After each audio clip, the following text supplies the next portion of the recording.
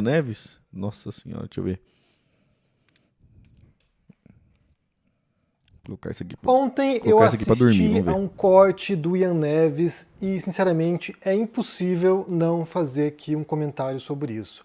Porque se eu tivesse que explicar para alguém o que é dogmatismo, eu usaria esse corte aqui dele para exemplificar essa ideia. Eu vou assistir com vocês aqui e depois a gente pode pensar algumas coisas a partir dessa fala do Ian O Neves. Henry Bugalho é muito pacos comunas, né, velho? Tem uma treta. E os comunas são paco ele, né? Então vamos assistir juntos. Porque é uma coisa que a gente nunca pode esquecer, gente. A gente tá do lado certo. Isso é uma baita de uma vantagem que a gente tem. Nós estamos do lado certo. Nós estamos com a verdade do nosso lado. E confrontar a direita... Esse papo é meio de religião, né, mano? Nós estamos do lado certo, a direita do lado errado. Putz, esse papo é um papo meio de religião, meio coach, meio Pablo Marçal, isso aí, viu, velho? Ian Marçal ou Pablo Neves? Não, papo de seita, velho. Sai fora, velho. É o monopólio da virtude. Isso aí é papo de seita, velho. Sai fora. Certo pra quem, cara? tá com a verdade constrange ela. É isso que é pautar o debate. E eu não sou nenhum relativista. Gibi, cara. Bagulho infantil. Pós-moderno que diz, não, verdade depende do... A gente tá do lado certo. As tatu que o Ian fez agora, eita porra, fechou tudo. Ai, caralho, agora tá invocado mesmo, hein? Essa ideia de moral que fez o Álvaro tomar um amasso do Mamãe Falei. Pois é, né, cara? Nós estamos do lado de quem trabalha, estamos do lado de quem tá do lado de quem trabalha, tá? sofre, estamos do lado de quem morre. A gente está do lado da libertação de 99% da humanidade. A gente está do lado de água para todos e não de champanhe para alguns. Esse é o lado certo. E eu nunca mais tolerei relativismo a respeito disso. Bem, como eu falei... Você tá do lado do Soros, eu tô do outro lado. Você tá do lado do George Soros, eu tô do outro lado. Que viagem da porra, velho. A voz do guri já não é maneira, ainda mete esse efeito. Acho que tá acelerado, né? Que papo bem de seita isso aí, mano. Sai fora, velho. Esse aqui é um caso exemplar do que se entende por dogmatismo. Para entender o que quer dizer dogma, né, na filosofia pelo menos, a gente vai ter que... Papo meio Jesus isso aí, vai ser papo meio Jesus. Correr a esse texto aqui, que é Esboços do Pirronismo, que é um texto do Sexto Empírico e que é um dos textos fundadores do ceticismo filosófico. Porque os céticos na Grécia Antiga, eles confrontavam o dogmatismo. E o que é dogma, né? Eles definem aqui que dogma é o seguinte, olha, que, segundo o Sexto Empírico, né, usando aqui a visão dos céticos, que dogma é concordar com objetos não evidentes numa investigação científica. O que isso quer dizer? O que significa? Né? Porque dogma no grego significaria que a pessoa acredita saber o que é verdade. E ser dogmático por si próprio não é nenhum problema na filosofia, tanto que há muitos filósofos dogmáticos que os próprios céticos enfrentavam. Né? Os acadêmicos, por exemplo, os platônicos, os aristotélicos. Bem, se for pensar na história da filosofia, uma boa parte dos pensadores eles eram dogmáticos, e essa ideia, né, de que estou me aproximando da verdade, ou de que estou trazendo a verdade, ou de que isso que eu digo é verdade, isso é fundamental, inclusive para construir. Papo meio messiânico, meu, esse papo aí, velho. Caralho, que maluquice da porra, velho.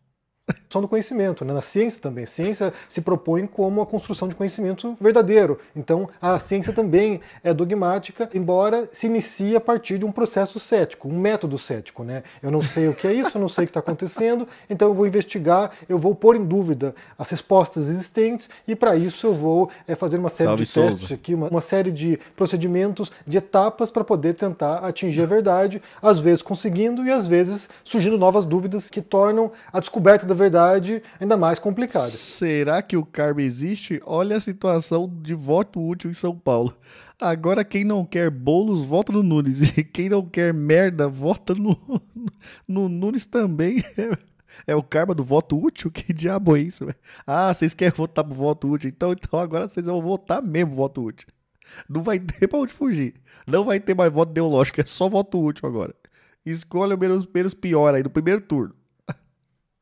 Então, esse processo, esse método cético, ele é adotado, né, pela ciência, embora o objetivo final seja encontrar verdades. E aí, o que os céticos diziam na Grécia Antiga, né, é que você tem, por exemplo, diferentes correntes de pensamento que dão respostas totalmente diferentes para um mesmo fenômeno, e aí nós não temos as ferramentas para poder avaliar qual resposta é mais verdadeira do que outra. Um grupo que diz X, outro diz Y e outro diz W sobre uma questão, sobre um problema, e aí qual dessas respostas verdadeiras? Porque todos os três acreditam que estão com a verdade. Todos os três acreditam que sabem o que é o melhor. Todos os três têm a convicção de que estão do lado correto da história. E aí também é importante distinguir dogma de doxa, né, que são duas palavras gregas. O dogma, como eu falei, seria essa convicção de que se sabe a verdade, de que se conhece a verdade, enquanto doxa é a opinião. Então são coisas distintas. Opinião é você simplesmente, de maneira desinformada, ter uma visão sobre a realidade, né? Emitir um parecer sobre a realidade sem grande esclarecimento. E aí eu vou pedir para você pensar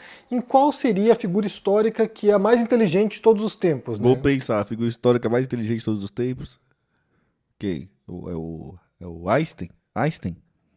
Tipo, se você já pensar em alguém, quem seria? Einstein ou Jesus? Que muitos de vocês teriam o referencial de inteligência no mundo, que é o Einstein, o físico revolucionário que entrou para a história da ciência e que elaborou a teoria da relatividade. Sócrates.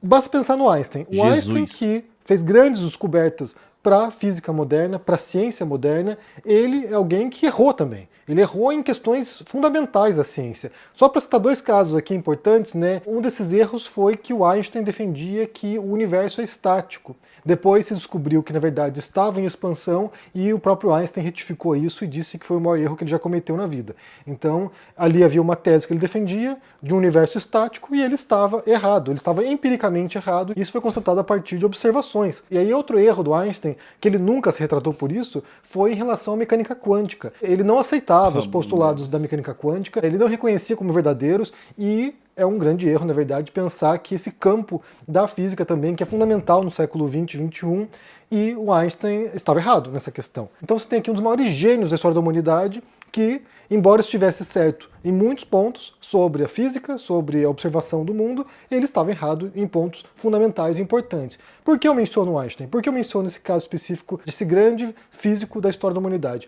Porque se ele, né, essa figura central da história, estava errado, então a gente pode pressupor que todos nós estamos propensos ao erro. Todos nós estamos propensos a defender ideias falsas. Todos nós estamos propensos, e muitas vezes fazemos isso, defendemos posições que se provam incorretas, ou que não são benéficas, ou que são, sabe, prejudiciais. Então, esse deveria ser um ponto de partida para qualquer pessoa, qualquer intelectual público, qualquer pessoa que defenda uma ideia, partir da ideia de que eu posso estar errado. Eu menciono isso porque esses são os princípios éticos defendidos por teóricos da lógica, da argumentação, dos debates. Será que o Henry Bugalho tá ganhando grana para defender a democracia contra os comunas também?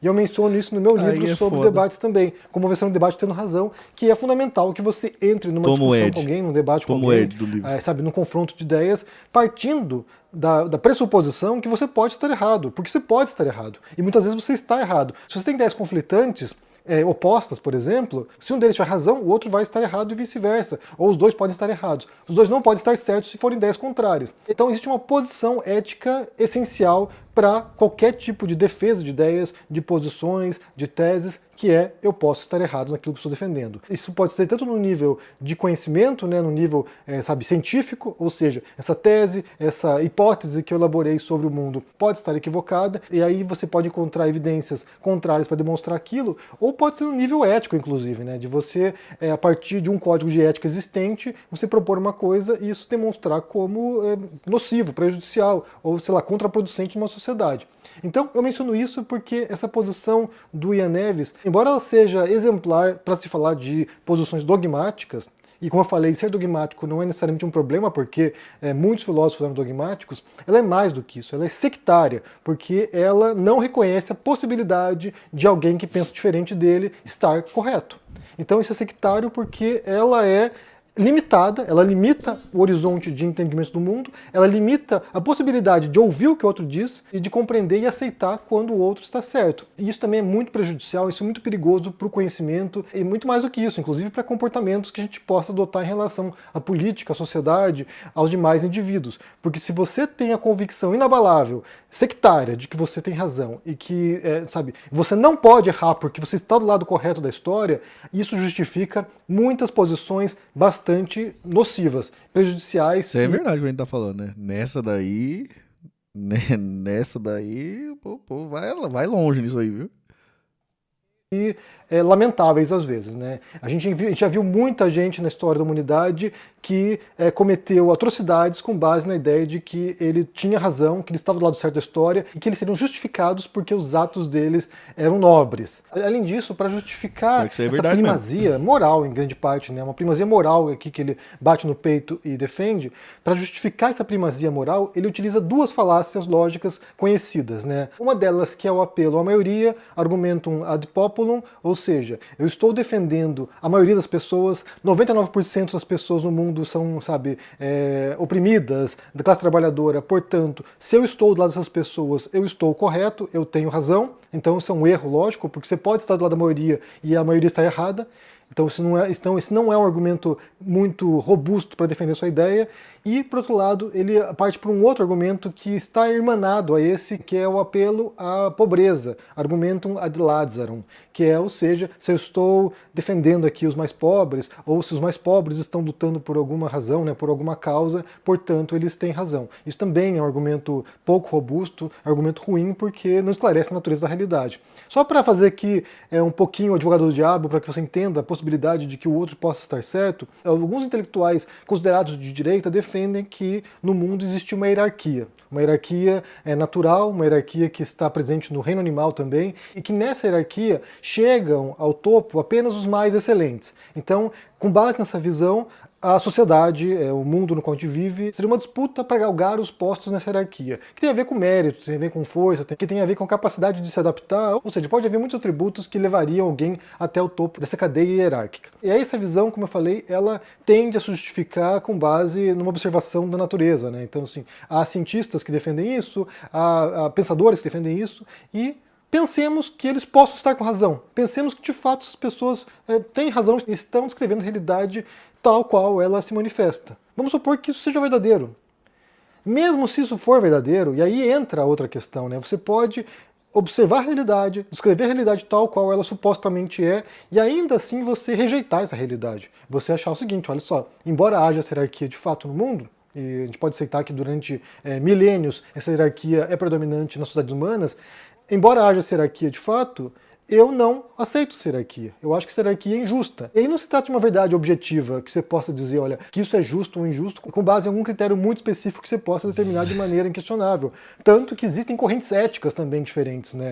Se isso fosse tão claro e objetivo e inquestionável, você não teria correntes de pensadores éticos que defendem diferentes posições sobre qual é o melhor modo de você se comportar na sociedade. Você tem diferentes correntes. E aí entra na questão dos céticos, né? Se há diferentes correntes éticas, como é que eu sei que essa corrente é melhor do que a outra? Como eu posso me assegurar que essa corrente é mais verdadeira do que a outra em relação a comportamentos melhores no mundo? Fé. Então, assim, a gente não sabe, mas a gente faz escolhas com base naquilo que parece pra gente mais produtivo, melhor, mais saudável, aquilo que contribui mais para o bem-estar coletivo. Então, com base nessa visão ética, supondo que o mundo seja de fato injusto e é natural isso, se você rejeita isso, você vai lutar para um mundo melhor, para um mundo menos injusto, para um mundo no qual mais pessoas têm oportunidade. Embora você também possa estar errado, embora aquilo que você avalie como os melhores métodos para alcançar esse objetivo de reduzir a injustiça, talvez não reduza a injustiça, talvez perpetue outras injustiças, talvez cause injustiça contra outros grupos, talvez cause atrocidades, porque a gente não sabe as consequências dos nossos atos. A gente pode defender uma ideia que parece muito linda na teoria e na prática ser uma abominação.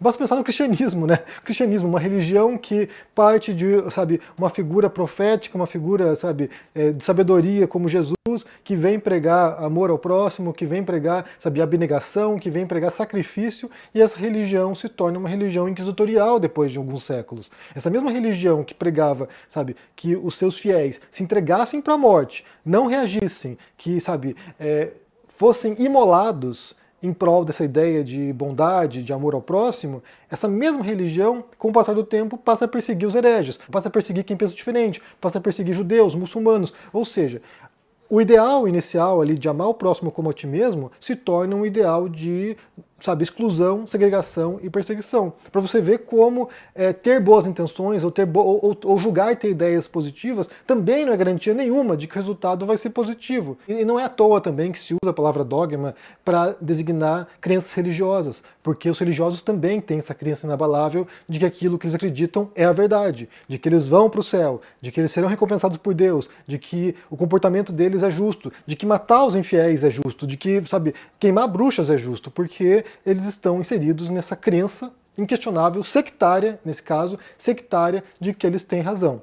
Então, como eu falei, para mim é muito importante analisar essa fala do Ian Neves, porque ela demonstra uma posição que é uma posição que, não é muito ético quando se pensa em argumentação racional. Ou seja, como eu falei aqui, se a gente busca um debate mais saudável, no qual haja de fato um diálogo entre as partes, uma pressuposição necessária é que você reconheça a possibilidade de estar errado e, caso seja demonstrado ao longo desse debate ou dessa troca argumentativa que você está errado, que você seja capaz de reconhecer que está errado. Então isso é muito difícil acontecer, sabe, é uma exceção. Mas ponto 1. E ponto 2, sobre os riscos possíveis de uma convicção intransigente como essa, de que você tem razão acima de qualquer dúvida, porque isso pode levar e levou no passado a consequências imprevisíveis e catastróficas. Inclusive aqui vale responder, porque já me perguntaram anteriormente se eu tinha medo do comunismo. Ian Neves, caçador de bruxa.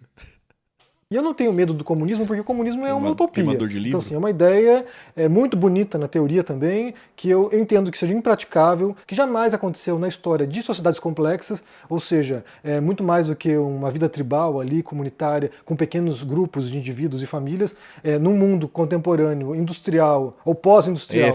Eu entendo que é inviável a ideia de comunismo, mas tem quem acredite que seja possível, mas eu acho que é uma utopia, eu entendo como utopia, então eu não tenho medo de utopia. É a mesma coisa que ter medo de unicórnio, de Papai Noel, de sei lá, de qualquer outra coisa. Mas o que eu temo, e por razões também históricas, e é fácil constatar isso... Palavras duras, hein? Porra. Aí a comunada fica brava com ele não sabe por quê, né? Mas isso aí é...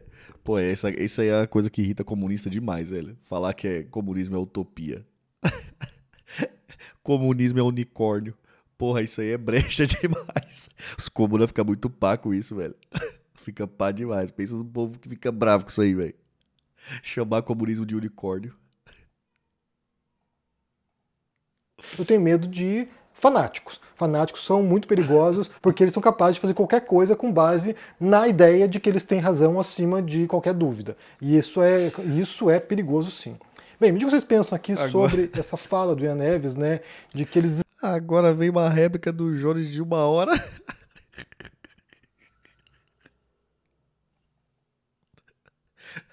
Ai, meu Deus do céu.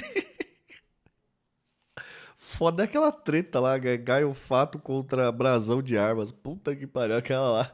Os caras aparecem de vez em quando pra perguntar se eu reagi, o que eu acho. Eu falo, caraca, como é que eu vou falar bagulho que eu acho da saga que é maior que a saga do Senhor dos Anéis, porra? E olha que eu gosto demais do filme do Senhor dos Anéis, mas, mano, eu vi acho que 2, 3 vezes na minha vida, porque eu tenho como você gastar 12 horas do dia vendo aquilo, né, velho? Haja boleto pra pagar, né, velho? Pô, você tem que largar um final de semana inteiro pra ver o filme, mano. Imagina pra ver esse debate aí de Gaio Fato versus Brasão de Armas. Pô, velho, isso não dá não, velho. Começa na sexta-feira à noite, vai acabar no domingo depois do Fantástico. Aí é foda, velho. Não dá pra mim não, essa treta aí eu passei, velho. Essa eu pulei.